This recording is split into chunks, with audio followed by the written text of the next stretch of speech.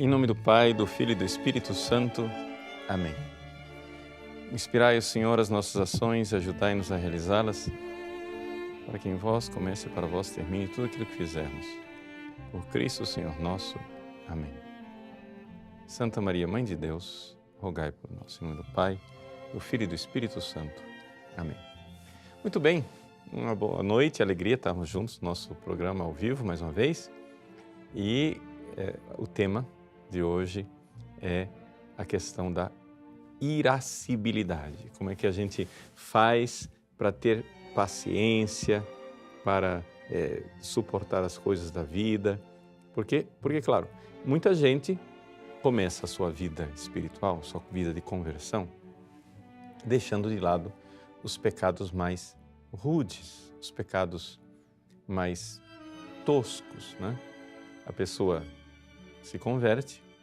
Antes ela estava no álcool, nas drogas, no sexo desregrado, comendo demasiadamente, apegado ao dinheiro, avareza, às vezes até com corrupção, com ladruagem, roubando, passando a perna nos outros, mentindo, fazendo esses pecados, que são os primeiros pecados que a gente tem que enfrentar.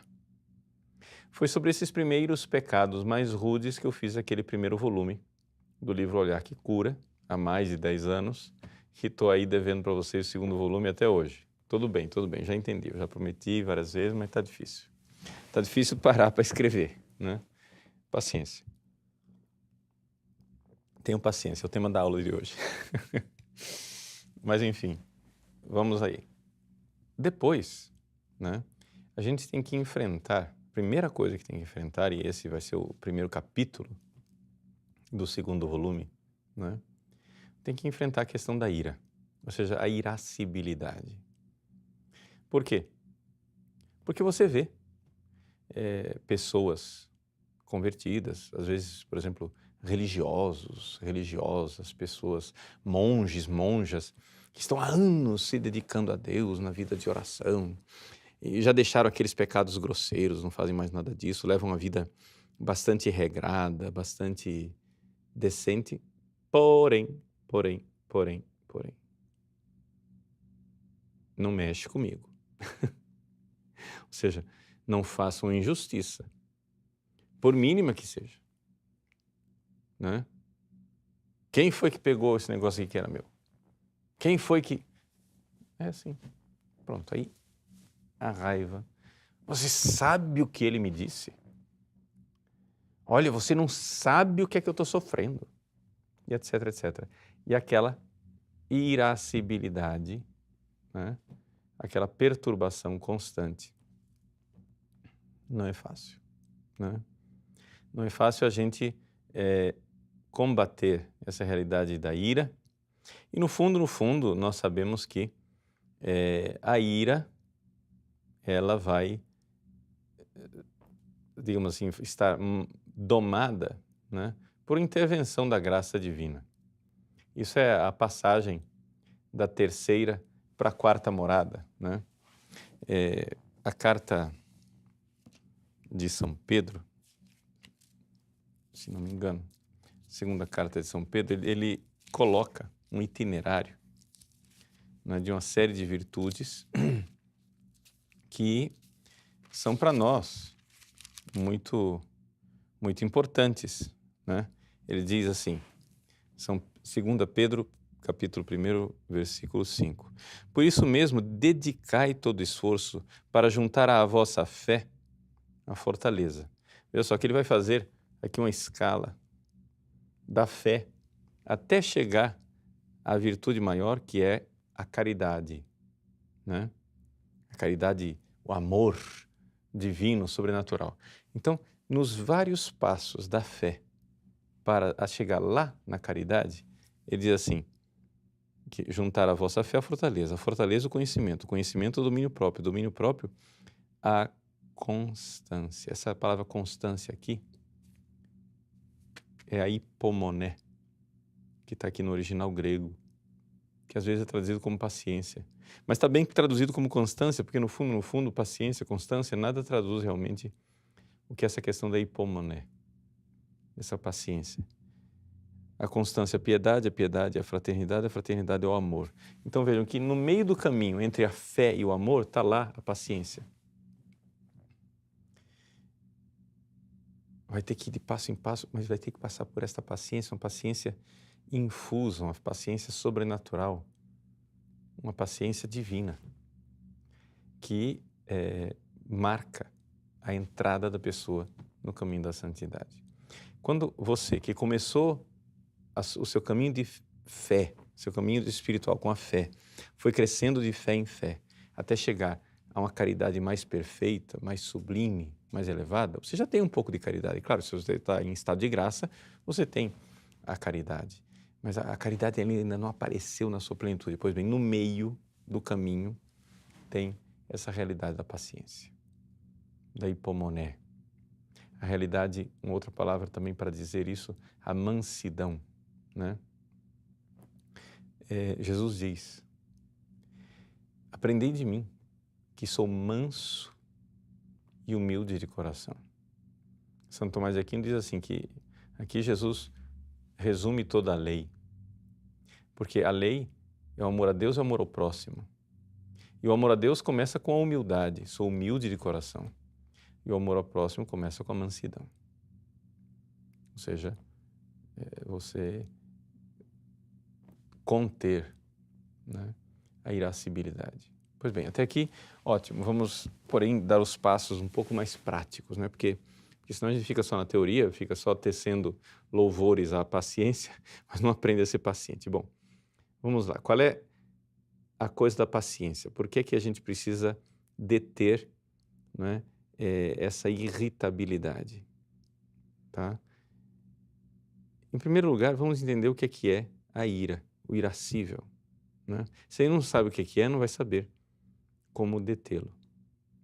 Se você for olhar, aqui estamos falando primeiro, em primeiríssimo lugar, de paixões, ou seja, de sentimentos, aquilo que nós modernos chamamos de emoções. Emoção é aquilo que move a gente, né? Nós somos movidos, né?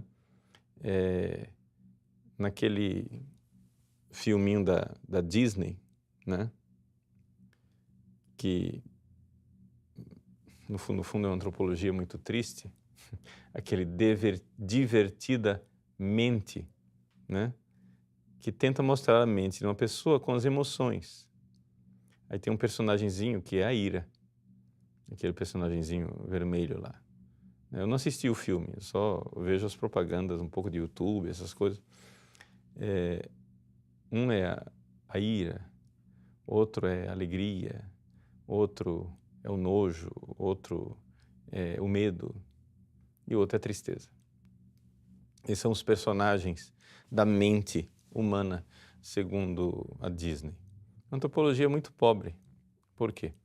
Porque isso daí, essas características são características dos animais, não é? O ser humano não é só isso. Não é só essas emoções, não é só essas paixões. Mas nós somos isso também, claro. Nós temos cérebro, então temos essas emoções também, mas nós temos coisas muito mais sublimes e superiores que a nossa alma. E mais sublime ainda se nós somos cristãos, porque nós temos um organismo sobrenatural. Deixa tudo isso de lado. Vamos voltar para as paixões aí, vamos voltar para os sentimentos, as emoções, que é uma parte animal com a qual a gente vai ter que lidar, a gente tem que aprender. Veja, se nós olharmos nosso mundo animal, ele deseja coisas. Então, é uma questão do desejo. Tudo começa com o desejo. Ou seja, tudo começa com o concupiscível, né? Com o desejo. Eu vejo um doce, eu desejo o doce. Eu vejo, né, um espeto de churrasco e me dá água na boca, eu quero o churrasco. Eu vejo copo de vinho, de cerveja, de uísque e desejo aquilo. Eu olho para uma mulher e desejo também. Tudo isso é desejo. Todas essas coisas são o concupiscível em ação, não é? acontecer pecados com essas coisas, como por exemplo a gula, né? A falta de sobriedade, a embriaguez, né? Pode acontecer o sexo desregrado, a luxúria, adultério, essas coisas. Então, com o concupiscível, é possível ter pecados. O que acontece é o seguinte, é que os pecados do concupiscível, geralmente, eles são um pouco mais vergonhosos. Então, a pessoa, ela fica envergonhada de ter um desregramento sexual. Ela fica envergonhada de não se deter diante de um copo, de um prato de comida. Mas, quando a pessoa sofre uma injustiça e ela se destempera e sobe aquela raiva, aquela coisa que eu vou fazer justiça, isso, que é a ira, pode se disfarçar como uma espécie de virtude. Não, é que eu sou muito justo, eu só gosto das coisas certas, eu não suporto esse tipo de baderna, eu não tenho paciência para esse tipo de confusão, etc. E esse desregramento interior, veja, até agora eu não estou falando de pecado, eu estou falando de desordens, né? Essa desordem interior, ela pode passar por virtude para muitas pessoas. Mas de onde ela vem? Santo Tomás de Aquino, seguindo a filosofia de Aristóteles e analisando profundamente o nosso ser, ele nos chama a atenção para o fato de que o princípio da ira é o mesmo do desejo. Ou seja, a única diferença que há entre o desejo e a ira é que entre o objeto desejado e a pessoa que deseja se interpõe ali uma dificuldade. Ou seja, eu quero o bife, mas alguém vem e pega o meu bife. Então aquele bem que eu desejava, que estava fácil, que estava ali na minha frente, aquilo lá ia ser o quê? Uma desordem chamada gula. Aí eu quero o bife. Aí alguém vai e pega o bife na minha frente. Né? Ou seja, é o desejo que encontrou uma dificuldade. Ou seja, qual é o objeto do nosso desejo? É o bem, né? Que no caso aqui, já que é um desejo animal, é um bem irracional. Nem sempre é um bem no sentido verdadeiro da palavra. A gente só tem um bem no sentido verdadeiro da palavra quando esse bem é um bem racional. Quando você enxerga que a coisa é boa. O seu cachorro, ele não é racional, então ele não vê os verdadeiros bens. Então, veja só, eu desejo uma coisa. Eu desejo não chegar atrasado para fazer o programa ao vivo. Mas, de repente, o trânsito me atrapalha. Veja, eu tenho um desejo. Mas o trânsito começou a me atrapalhar. Então, aquele bem que eu tenho lá, que é o bem de chegar pontual ao estúdio para a transmissão ao vivo, aquele bem, ele começa a enfrentar dificuldades. Então, o que é que vira isso? Isso vira, então, uma raiva. Ou seja, o bem, vamos à linguagem filosófica, o bem tornou-se árduo. O bem tornou-se difícil. Eu quero chegar pontualmente. Trânsito no meio. Árduo, dificuldade. Vem a raiva. Vem a irascibilidade. Então, veja, parece que eu estou dizendo uma coisa óbvia, mas aqui nós estamos diante de um fenômeno que Deus fez, claro, foi Deus quem fez a ira, para que nós tivéssemos energia de buscar o bem quando ele está difícil, e isso se torna uma virtude, como por exemplo a fortaleza, né? Eu vou alcançar o bem, eu vou fazer aquilo que é possível para, sei lá, defender a minha família, ou alcançar a santidade, ou transmitir o evangelho aos quatro cantos da terra, tudo isso eu preciso de energia para estas coisas. E a energia do irascível é uma energia interessante, uma energia boa, né? Ali a gente tem coisas boas. Você veja, por exemplo, quando você vai levantar um móvel pesado, você vai fazer força. Quando você vai fazer força, é como se você juntasse uma raiva dentro de você. Você faz para levantar aquilo. A ira tem uma função boa, né? Então, quando as coisas são difíceis de alcançar, a gente procura essa energia do irascível dentro de nós. O problema é o seguinte, é que chega uma hora que a questão já está resolvida e o seu irascível continua rodando. Por exemplo, vamos supor, o exemplo que eu estava dando, estou atrasado para o programa ao vivo. Hoje eu não me atrasei, mas estou pondo aqui um exemplo. Estou atrasado para o programa ao vivo por causa do trânsito. O programa era às 21 horas, horário de Brasília. São 21h05, ainda estou dentro do carro. E a raiva torna-se inútil a partir desse momento. Por quê? Enquanto, digamos assim, ainda faltava tempo para o programa, uma certa raivinha de pressa, digamos assim, isso ajuda você. Não, rápido, vamos lá, força. Isso te ajuda a chegar a tempo. Mas agora já são 21h10, a essa altura do campeonato. Você já atrasou. Está consumado, não vai mudar nada a situação. Você continua insistindo que eu quero chegar a tempo, mas, meu irmão, mas não vai voltar na máquina do tempo. O relógio já passou. Você não vai mais começar no horário. Mas a sua ira continua rodando lá porque você continua desejando o impossível. Meu irmão, inclina a sua cabeça diante de um decreto da divina providência que permitiu que você se atrasasse para o seu bendito programa. Esquece. Acabou. Já foi. Vai ter raiva de quê? Para que ficar batendo a cabeça na parede? A parede não vai virar porta. Então veja, onde que está o princípio da ira? O princípio da ira está no desejo. Se você está com raiva,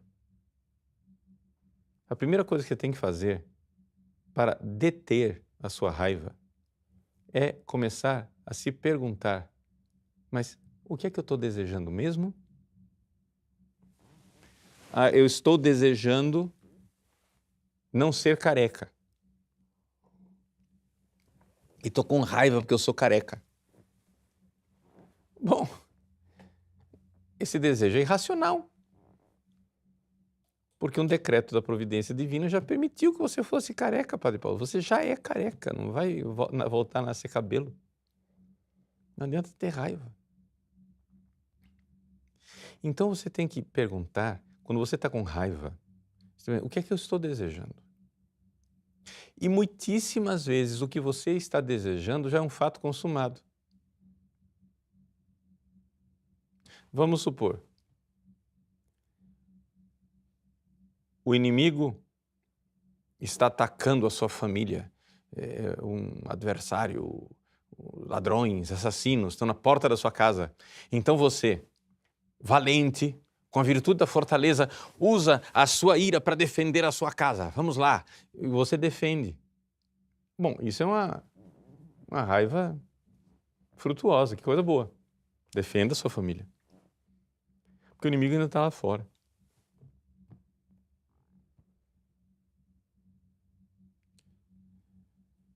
Mas você chega em casa e vê a injustiça já feita, a sua casa já foi roubada.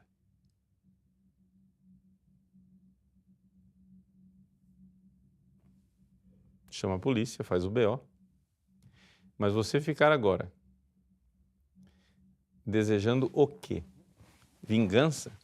Desejando Bom, desejar os objetos de volta, tudo bem, então você reza para a polícia encontrar os assaltantes e restituírem os objetos. Mas não adianta você ficar agora batendo a cabeça na parede, desejando que aquilo nunca tivesse acontecido, já aconteceu. Então, se tem remédio, então vamos pôr remédio na coisa. Mas se não tem remédio, remediado está. Veja, o grande problema da irascibilidade das pessoas está exatamente na irracionalidade dos desejos. Pare de desejar o irracional. Pare de desejar o que nunca acontecerá. Eu queria nunca ter sido caluniado. Um desejo piedoso, até justo até, né? Mas se você já foi caluniado, meu irmão, aguenta.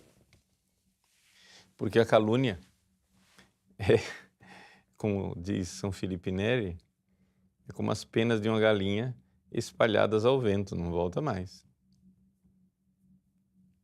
Entende? Então, assim, existe injustiça nesse mundo, gente. Eu não estou dizendo que você deseja injustiça, nós não temos que desejar injustiça. Nós temos que desejar a justiça. Mas uma vez que nós nos deparamos com situações onde as injustiças já aconteceram, onde a situação já está lá, eu continuar alimentando esta energia que Deus me deu para mudar a situação, quando a situação já não vai ser mais alterada, é irracionalidade.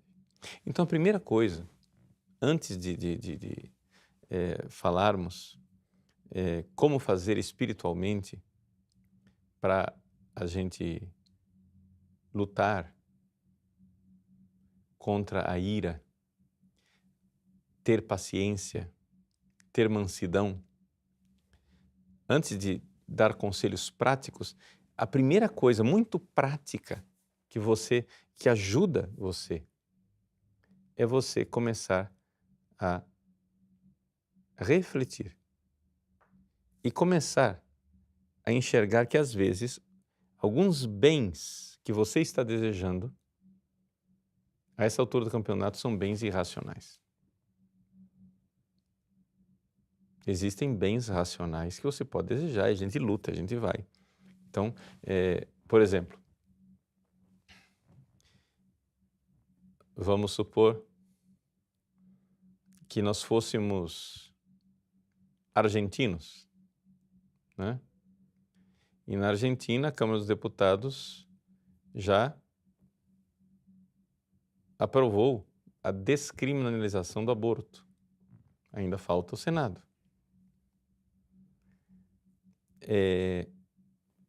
Como que faz? Eu vou ter raiva e desejar a morte de cada um dos deputados que votou? Se eu fizer isso, eu estou sendo tão assassino quanto eles, né? Que estão decretando a morte de crianças inocentes. Então, o que eu vou fazer? Bom, você pode fazer alguma coisa. Você não vota neles na próxima eleição. Acabou, você vê lá. Se os deputados da sua província aprovaram o aborto, você faz o seguinte, você tira o sujeito, né? Você não vota mais nele. Isso é uma decisão, mas veja, é que as pessoas às vezes não param para refletir o que é que eu posso fazer. E ficam desejando o mal para os outros e pecando contra a benevolência, cometendo pecados graves, né? Que podem, tirar você do estado, pode não, pecado grave vai tirar você do estado de graça. E a maior vítima vai ser você. Vamos supor, seu vizinho cometeu contra você uma injustiça, né? E aí você vai, e ao invés de ter paciência, de tentar resolver a coisa, de dialogar, procurar os meios para a solução, mas sem se irritar, o que é que você faz? Você peca gravemente desejando a morte dele, que esse desgraçado morra enforcado nas tripas dele. Bom, quem foi a maior vítima dessa história toda? Foi você, porque você perdeu o céu e mereceu o inferno com essa impaciência. Então vamos lá, vamos entender, né, que são os desejos irracionais, ou seja, eu tenho um desejo animal que, pela minha irracionalidade, pelo pecado original, vai se tornando às vezes desenfreado e eu só devo desejar aquilo que é o bem racional, aquilo que Deus desejaria, o que Deus quer mesmo. Então tem uma solução? Vamos supor, uma pessoa cometeu injustiça contra mim. Eu posso processar esta pessoa e tentar resolver aquela injustiça, até mesmo para manter a ordem social, porque, afinal das contas, se todo mundo deixa que os injustos e os maus prevaleçam, a sociedade perece. Então se diz assim, olha, eu até que não ligo para o mal que essa pessoa me fez, mas vamos supor, uma pessoa vai e comete contra mim, Padre Paulo Ricardo, enquanto sacerdote, uma grave injustiça, me processa, me calunia, etc. e tal. Eu, por virtude cristã, por amor ao nosso Senhor Jesus Cristo, posso até perdoar, mas eu devo pensar no bem da igreja e digo assim, olha, fizeram isso contra mim, isto não estão fazendo contra mim por causa dos meus belos olhos, estão fazendo porque eu sou padre, por ódio à igreja, eu tenho um dever de processar essa pessoa e de buscar a justiça pelo bem da própria igreja. Eu não posso ficar quieto. Eu não posso deixar o mal prevalecer. Então eu vou usar, né, toda a virtude da fortaleza, etc. e tal. Enquanto isto, interiormente, pacientemente, verdadeiramente, eu devo suportar aquelas ofensas por amor ao reino dos céus. Você vai dizer, padre, isso é contraditório. Não. Veja, se eu fosse uma pessoa isolada, sem nenhum encargo público, vamos supor, você é pai de família. Se você é pai de família e você está sofrendo uma injustiça, uma pessoa, um injusto agressor, vai tirar a sua vida, você não tem o direito de se oferecer e dizer, Senhor, esse injusto agressor vai cometer um pecado grave. Se eu me defender e tirar a vida dele, ele vai para o inferno. Eu estou em estado de graça. Ele está em pecado mortal. Se nessa luta aqui, um dos dois morrer, bom, prefiro eu morrer, porque eu estou em estado de graça. Eu sei que posso ir para o purgatório, mas na misericórdia de Deus eu estou salvo. Eu ofereço a minha vida heroicamente para que esse sujeito cruel, indecente, injusto sobreviva e ele tenha tempo de se converter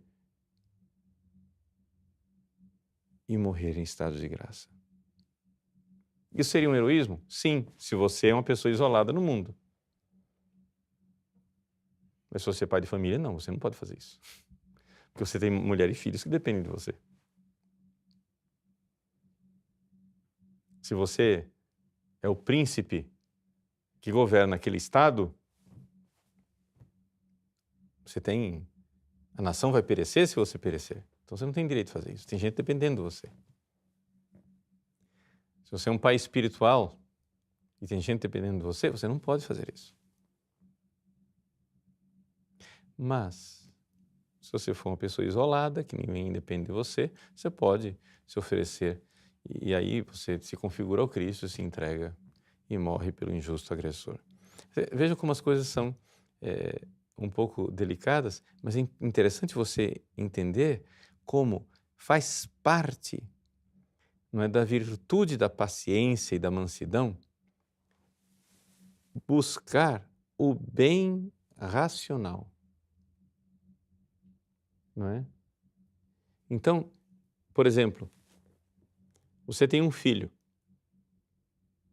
Você está educando esse filho. Agora veja, se você vai corrigir todos, absolutamente todos os pequenos defeitos do seu filho, um por um, de uma vez só, a sua vida e a vida do seu filho vai virar um inferno.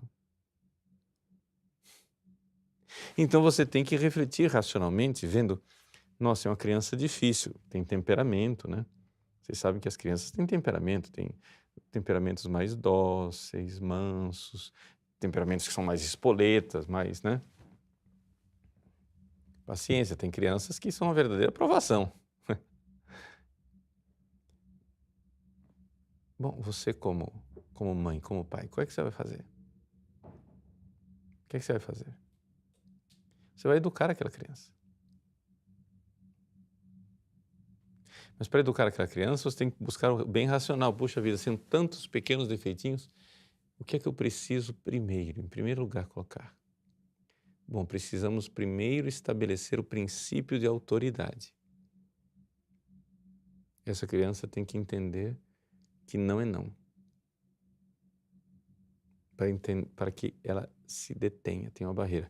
Mas ela tem aquele pequeno defeito, aquele outro lá, etc. Não, primeiro eu estou aqui com uma função, uma coisa mais determinante. Ela precisa entender a autoridade.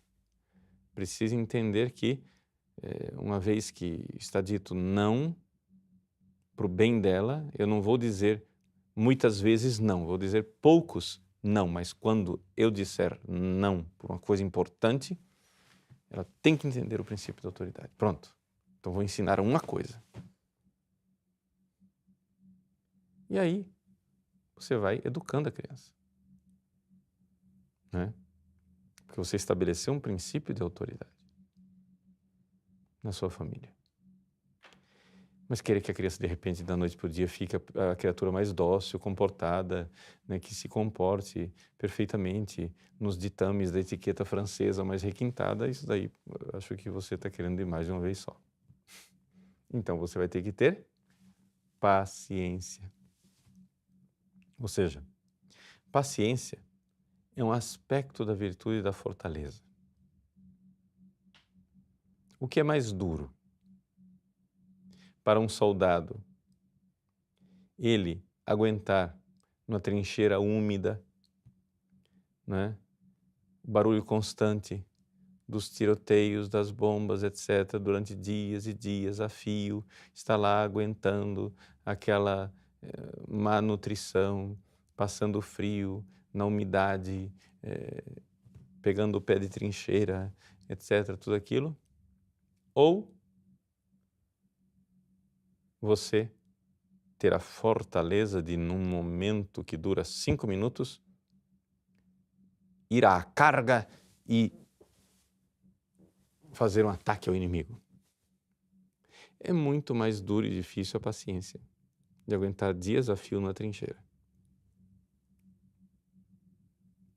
Então, é necessário que a gente compreenda que, se nós queremos alcançar a caridade, o amor perfeito, a santidade que Jesus quer dar aos seus santos, entre a fé com a qual a gente começa, de fé em fé, e a caridade que virá inflamada lá na quarta morada,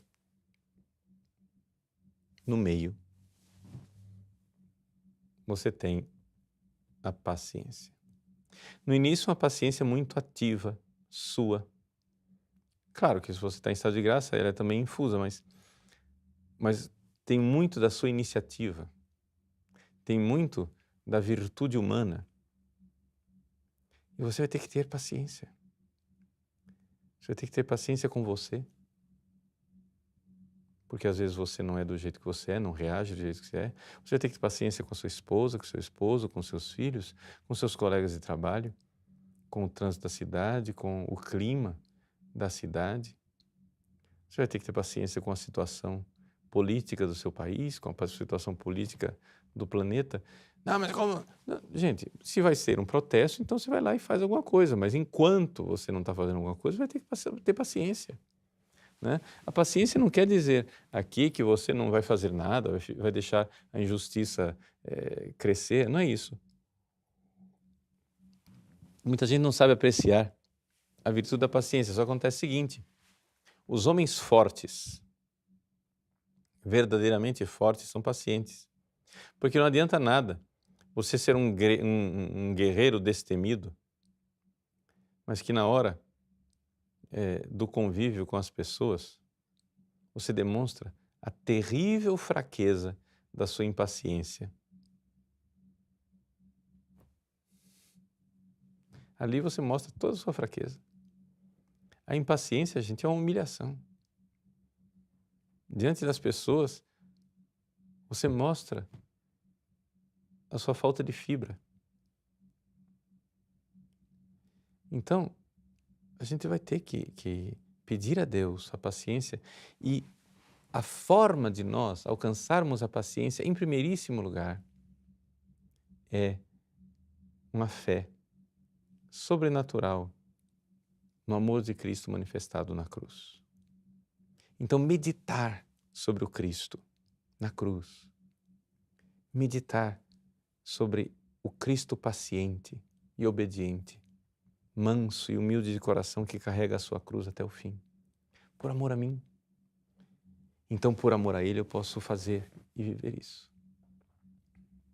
Eis aí o recadinho prático que a gente pode dar para você. Você quer ter paciência? Então, tenha paciência por amor a Cristo. O que é que está afligindo você? O que é que aflige você no dia a dia? É o seu próprio corpo? Por exemplo, as mulheres, de uma forma geral, né, elas têm uma ocasião maravilhosa de paciência, que é o próprio corpo delas. Se nós, homens, vivêssemos as alterações hormonais que as mulheres vivem ao longo do mês, o mundo viveria em guerra. Desculpe. Mas é a grande realidade. As mulheres, muitas vezes, precisam exercitar enormemente a paciência consigo mesmas. Porque o próprio corpo é fonte de inquietação. Isso acontece com os homens também, mas é muito mais frequente, né, com as mulheres, por causa do próprio corpo, dos ciclos hormonais, né? E ali você tem que ter paciência com você. Você tem que ter paciência com as pessoas com as quais você convive.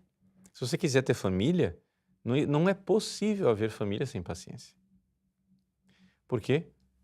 Porque, a não ser excluído o caso de que você seja um dos 3 membros da Sagrada Família, Jesus, Maria e José, eu acho que as outras pessoas vão testar a sua paciência. Não tem como aí.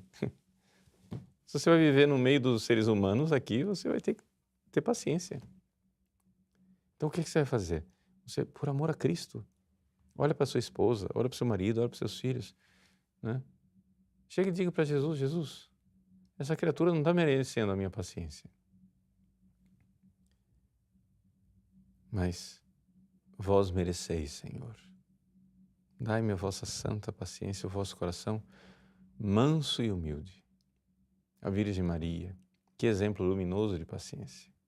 Todos os santos, essa paciência infusa, essa paciência que é dada por Deus, mas que antes de ela se manifestar milagrosamente, né, na passagem da 3ª para a 4ª morada, ela vai ter que se manifestar suadamente no nosso dia a dia. Você vai ter que segurar as rédeas do cavalinho e racionalmente refletir sobre aquela situação e procurar o bem racional. De enxergar que é verdade, eu estou sofrendo uma injustiça, mas agora, neste momento, não tenho o que fazer, a não ser oferecer e amar o Cristo e pedir a Ele um coração transformado. Então é por isso que nós dizemos, Jesus manso e humilde de coração, fazei o nosso coração semelhante ao vosso.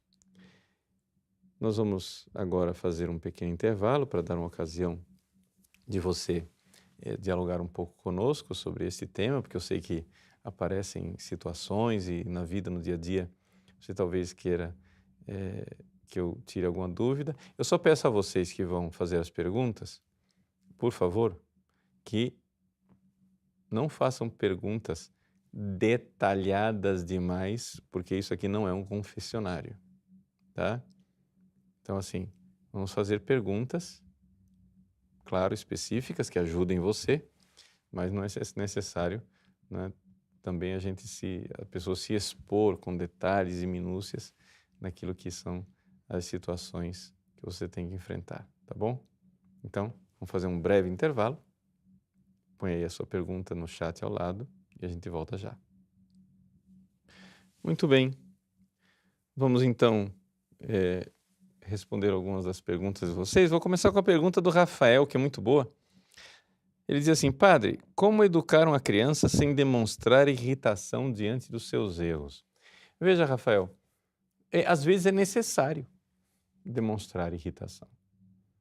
Só que acontece o seguinte, você tem que entender, vamos descrever aqui o processo. Tem lá no nosso curso sobre as doenças espirituais, quando eu falo da ira, você vê que aquela criança precisa de uma correção.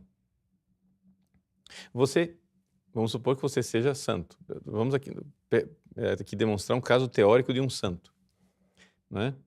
Ou real. Se você é santo, é real. Eu digo teórico. No caso aqui, porque eu estou supondo que você não é santo. Tudo bem. Desculpa a presunção, mas a maior parte das pessoas que estão ouvindo isso aqui não é santo. Então, o caso teórico de um santo. O santo, ele tem paciência. Ele vê a criança errar. Mas ele vê que ela precisa ser corrigida.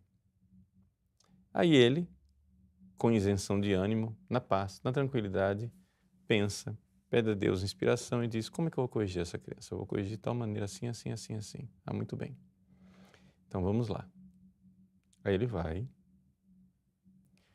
e decide o que ele vai aplicar como correção.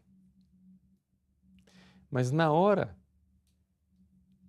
de transmitir isso para a criança, muitas vezes é necessário que você, sem perder o controle, mas que você manifeste o seu descontentamento com uma certa irascibilidade. Isso não é pecado. Essa é a chamada ira boa. O próprio Santo Tomás de Aquino descreve isso, né, que a pessoa, a ira, ela é ruim quando ela é antecedente. Ou seja, quando você, na hora que você está julgando a coisa, você está tão irado que você não está enxergando nada. É como aquele exemplo de Sócrates, né? Sócrates uma vez ficou irritado com um escravo e ele, que era um filósofo virtuoso, olhou para o escravo e disse assim: se eu não estivesse tão irritado, eu bateria em você. Ou seja, eu preciso primeiro recobrar a paz, ficar tranquilo, meditar, ver se o que eu estou fazendo é adequado. Quando eu vejo aplicada a virtude da clemência, que é aquilo que refreia o castigo, eu vou e aplico o castigo. Mas na hora que eu estou com raiva, a pior coisa é você castigar a pessoa na hora que você perdeu a noção da raiva. Porque você está fora, você está desordenado. Aí você não está em condições de castigar a pessoa, não é? Então, assim, no caso aqui, que eu estou falando com crianças, não estou mandando bater. Mas estou dizendo que é necessário punir, é necessário limitar. Então, muitas vezes, para punir e limitar, Rafael, né, principalmente por ser criança, a gente muitas vezes precisa manifestar uma certa severidade. Então, você precisa fazer um rosto um pouco mais sisudo, né? Olhar para a criança e dizer: olha, assim, não. Assim papai fica muito triste com você. Você não faça isso. Por quê? Porque se você ficar com aquela ataraxia estoica, né? Com a piadinha do pedagogo estoico, né? Que estava com as pernas levantadas assim, em cima de um escabelo, e o menino brincando de cavalinho em cima dos joelhos dele. Aí o menininho pulando em cima do joelho E o pedagogo estoico: menino, não faça isto. Você irá quebrar os meus joelhos. E o menino quebrando, pulando. Eu já lhe disse para não fazer isso. Porque se você continuar, você está forçando as minhas pernas e você vai quebrar os meus joelhos. E o menino continuou pulando. Plac! Eu não lhe disse que você ia quebrar os meus joelhos? É a ataraxia estoica, né? Ou seja, o sujeito assim, imperturbável. Isso não é cristão, tá? Essa imperturbabilidade estoica não é a paciência cristã. A paciência cristã, não é? Ela é movida pela caridade. Então, se a caridade me leva verdadeiramente, uma vez que eu, na paciência, refleti a forma de agir, eu posso e devo, não é? Fazer as coisas. Outra pergunta. Pergunta do Anderson. Padre, o que seria santa ira? Como diferenciar de uma ira comum? Uma outra pergunta. Qual seria a diferença entre mansidão, passividade e negligência? Salve Maria. Salve Maria, Anderson. Olha, bom, primeira coisa, a história da santa ira, não é? É um atributo divino. Alguns santos,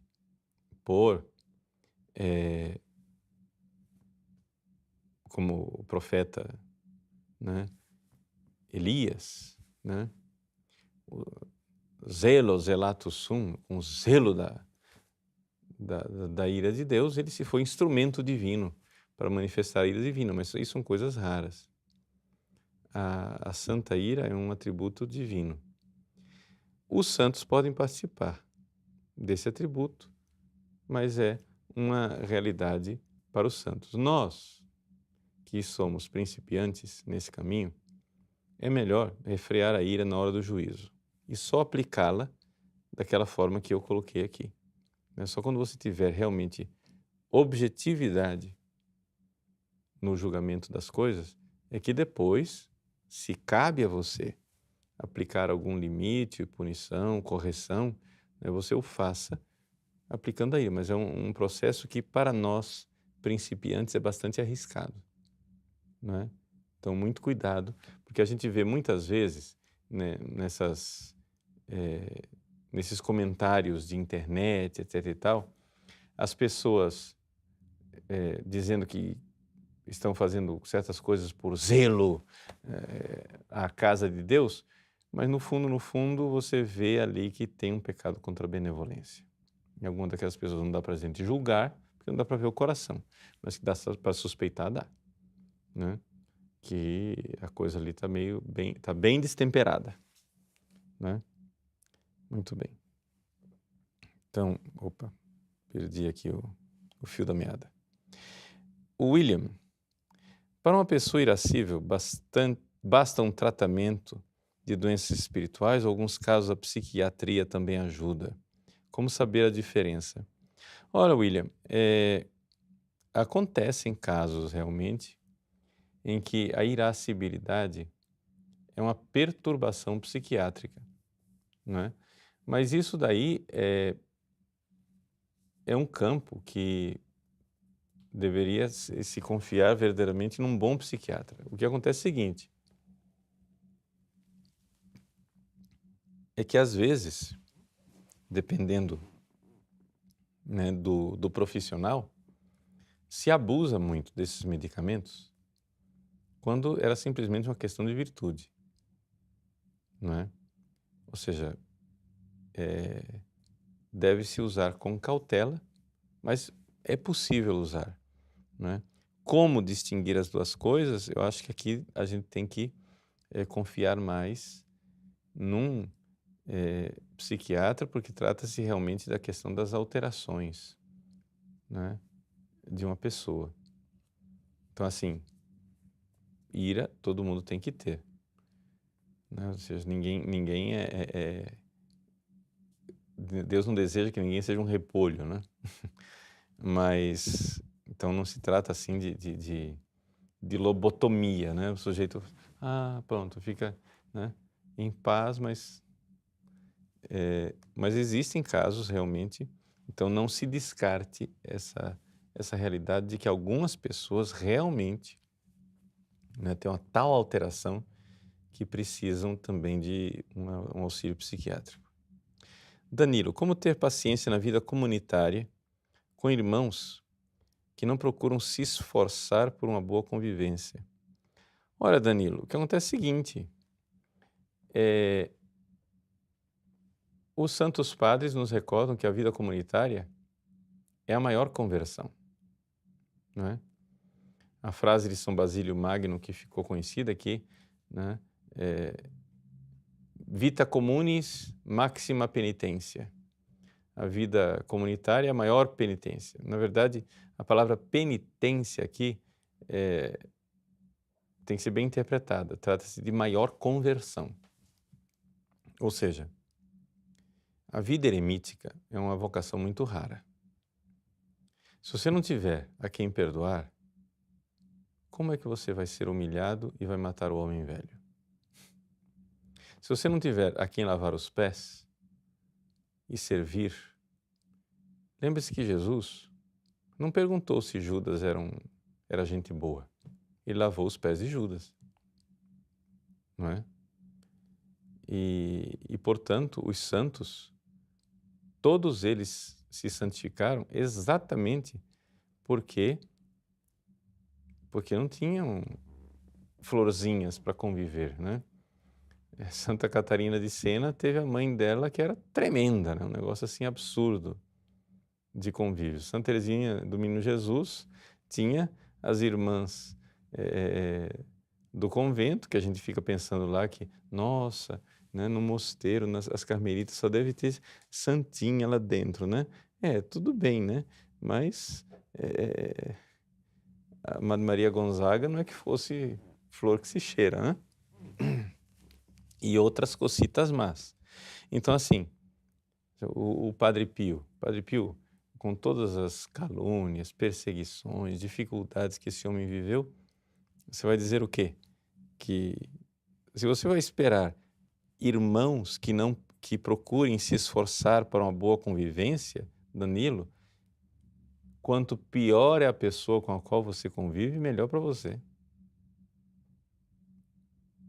Por quê? Porque é a ocasião que você tem de matar o homem velho que está dentro de você. Me desculpe dizer isso, mas é a grande verdade. Então, vita communis maxima penitência. A vida comunitária é a maior conversão. E exatamente por causa da vida comunitária, que os santos padres chamam de fornalha da Babilônia, a vida comunitária é a fornalha da Babilônia, porque é lá que as paixões desordenadas são realmente, né, trabalhadas. Então, meu irmão, Nossa Senhora te dê o dom da paciência na vida comum. Wellington, boa noite, padre. Qual penitência posso fazer para oferecer a Cristo para aquietar a minha ira?